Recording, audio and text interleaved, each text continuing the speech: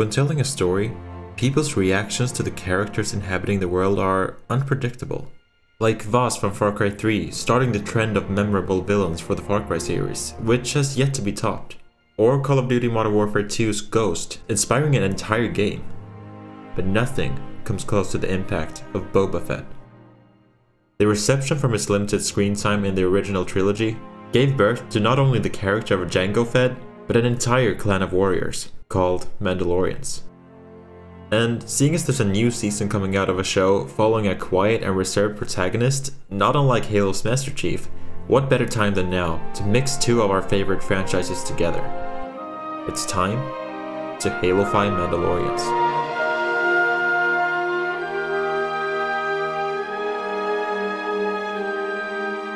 Greetings, Vernissage here. In this episode of the Halifying series, we'll be taking a look at a few Mandalorians across the Star Wars universe, and reimagining them to make them fit the art style of Halo. But going into this massive project, I knew I couldn't do it alone. So, I turned to a good friend of mine, GC, for help. Hello there, here is GC. I am an illustrator and concept artist. I have been working in this sector for a short time, but it often happened to me to interpret character, vehicle and much more for great title in my style. But those who know me for some time know that Halo is something special to me. And that's why I'm here, west of Vernissage, which I will never thank enough. We have prepared something special for you, hope you like it. Make sure to follow GC on Instagram and DeviantArt after watching this video, link is in the description. For this project, we worked on separate designs, so for each Halo-fied Mandalorian, you'll see a corresponding logo, referring to who the design belongs to. And due to GC catching a cold, I'll be reading his notes regarding his designs. And finally, a huge thanks to my Spartan 2 patrons for the help with my designs. They really gave me some useful feedback along the way. Now, without further ado, let's begin.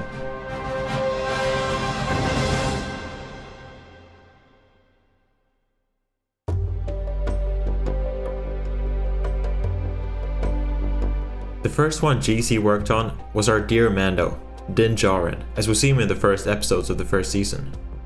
GC was immediately fascinated by this armor, and adapting it was a fun challenge. And here's the design. As we can see, each piece of his armor has been halofied with a heavier and less curved appearance while retaining their original shape. The helmet was the first thing he focused on. The most important aspects of the armor to keep were its crest, sunken cheeks, and T-shaped visor. And to exaggerate the Spartan look, he of course gave said visor a golden finish. To make the visor pop, he gave it a black eyeliner, while the sunken cheeks provide accommodation for the characteristic Spartan helmet lights. Since the very beginning of this project, we immediately chose the Rakshasa core as the base to work on. We've always seen the Mandalorians as bounty hunters and lone wolves, so the combination was perfect. The chest has the characteristic Mandalorian heart in the center, but has been detailed with grooves and notches. The shoulders are tied to the lateral supports just as the main core, resuming the original shapes. And the forearms are an adaptation of how we see them in Halo, with the possibility of gadgets being installed. As for weapons, he decided to replace his signature sniper rifle with the M99A2S3 stanchion, and his pistol with the M6C SOCOM. But that's not all, because how could we not make the second version of our dear Mando? And especially, how could we not include little Grogu in this project? Let's start with the latter this time. Grogu, or Baby Yoda, whom we all loved from the first moment on stage, became the personal AI of our Halo-fied Mando. GC tried to simplify his look a bit by taking the idea of the personal AIs from Halo Infinite's multiplayer. As for Din, the helmet remains unchanged between the first and second iteration. The chest is slightly wider than the previous one and has a more square shape, always keeping the Mandalorian heart in the center and adding different details around it. His shoulders bind to the supports that he already had in the original core. And in addition, instead of the Mudhorn seal of the original, it's been replaced by the Gouda, the creature we see in Halo Reach's campaign.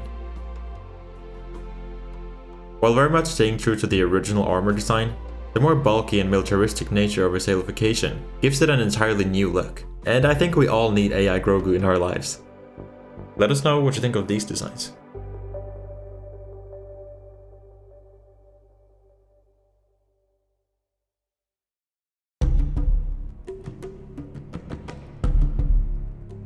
While being introduced in the Clone Wars TV show, Bo-Katan Kryze saw her first live-action appearance in Season 2 of The Mandalorian. What makes her stand out among the other Mandalorians in this video is the symbols we see on her helmet. This, along with her more organic visor look, were the biggest challenges going into this halification. And here's my design. Aside from the additional leg armor and slight changes in coloration, Bo-Katan has stayed quite true to the original design. Although, to solve the mentioned challenges, the helmet ended up with a rather different look. While the angular and pointed design language of the original somewhat remains, it's been dialed back a bit by making the visor a lot more straight and less organic. And to adapt the symbols on her forehead, I actually went ahead and gave her an attachment, along with some white paint to not stray too far away from the original design. For the rest of her armor, we mostly see more angular and tactical pieces, as well as being given a more ODST-like appearance, with pouches all over her armor, as well as the iconic backpack. And to finish it off, I of course gave her two M6C SOCOMs to dual wield. While being one of the tougher redesigns, Bo-Katan's halofied armor retains its almost tribal look, while also getting a more tactical makeover. Let us know what you think of this design.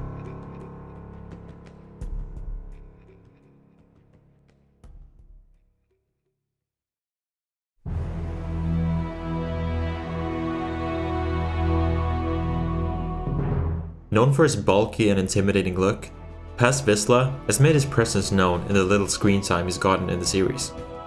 Going into this halification, GC immediately thought of George, the Spartan 2 we met in Halo Reach, due to their similar role on the battlefield.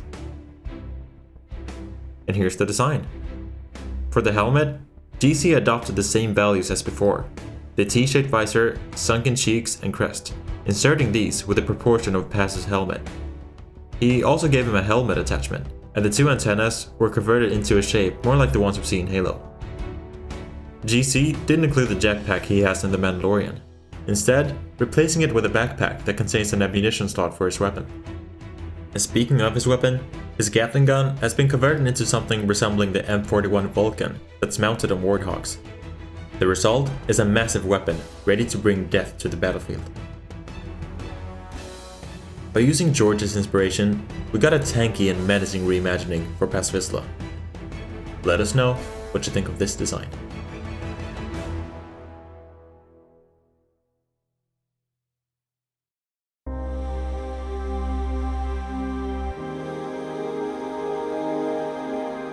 While not technically being a Mandalorian, Boba Fett's armor is really what gave birth to the idea of Mandalorians. So going into a design with this much cultural impact, I knew I had to be careful not to mess it up. So here's the design. The aspects we associate with Boba Fett are still here. The green armor with red and orange details, the grey undersuit, and the cape. Although how these aspects are presented is fairly different from the original.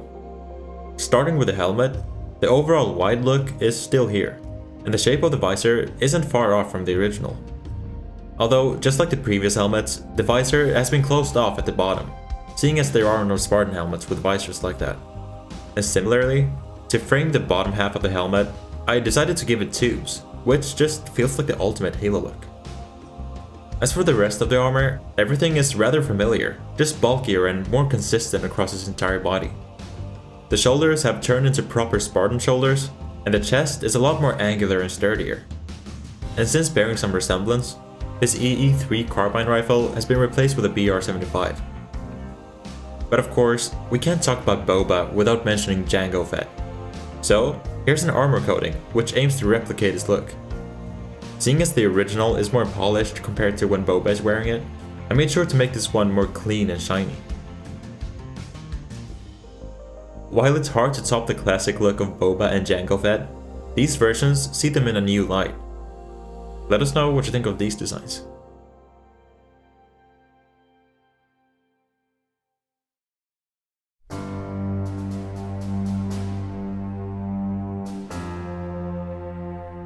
The mysterious armorer, like VIZSLA, has made her presence known despite her limited screen time. Her unique costume, along with her unorthodox choice of weapons, makes her stand out among the others in this video. So for this halofication, GC decided to keep what made her so unique in the first place. So here's the design. While very much halofied, the armor still remains its unique look. The golden helmet maintains a softer shape than the previous one shown. The spikes on the helmet are replaced by reinforcing plates more in line with Spartan aesthetic. The fur she has wrapped around her shoulders is a truly characteristic element, and GC tried to keep it intact and imagines it coming from some kind of ferocious animal she's killed. Her shoulder armor is reduced in size compared to the other Mandalorians, increasing her mobility.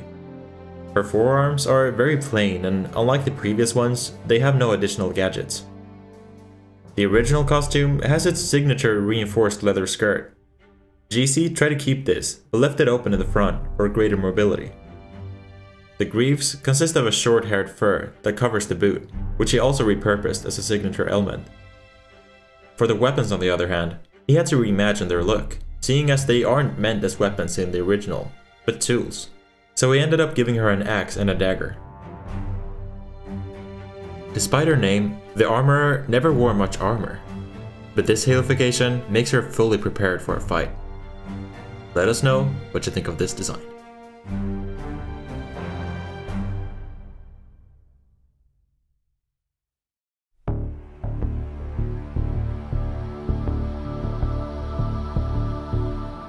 And finally, being a tradition at this point, I wanted to include an oddball choice and ask my Spartan 2 and 3 patrons if they had any suggestions, and one that caught my eye was the Imperial Super Commando.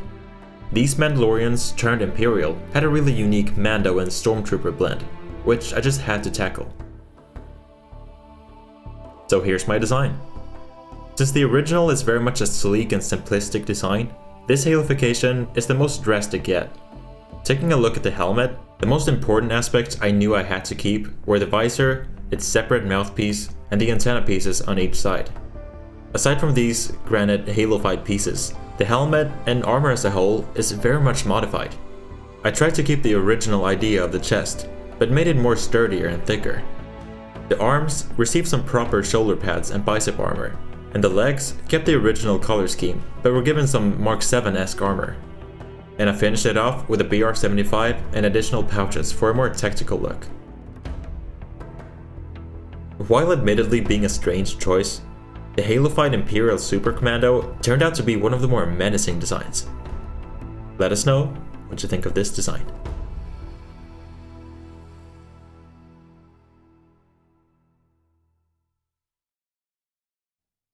And there it is. Those are the Mandalorians we halofied for this video. Let us know which one's your favorite. I can't thank GC enough for the work he's put into this project. To be honest, balancing my YouTube career with my studies has been quite the challenge so far, so GC helping me out with this project has been a huge help. Not only that, but I've been following his work for a long time, so to finally have an opportunity to create something with him was incredible. So please, go check out his stuff. Link is in the description. Thanks for watching the video. I hope you enjoyed our design. See you soon, guys. Take care. GC. If you want to discuss these designs or participate in game nights, be sure to check out the Vernissage Discord. Speaking of my lovely Discord mods, a huge thanks to them, and of course my Spartan 2 patrons for helping me out with these designs. If you also want to be a part of my redesigning process, go check out the different tiers on my Patreon. That link is also in the description. Speaking of, I want to thank my Spartan 2s. That one guy, B Marshmallow, Diehard Cult 3, Ripcorded, Itsuyona Corrento, Azores, Desu, The Lenster 2.0, Poden Wash, Captain Waffles, Loud and Donny, Ethan, and Poison Ebony 666. My Spartan 3s, Brocktrudge, Jordan Downey, and The Red Hunt. And my Spartan 4s, Liam Fitzpatrick and Jacob P117. If you like this video, give it a like. If not, a dislike. And let me know your thoughts in the comments below. I wish you all the best. Take care. Vernissage out.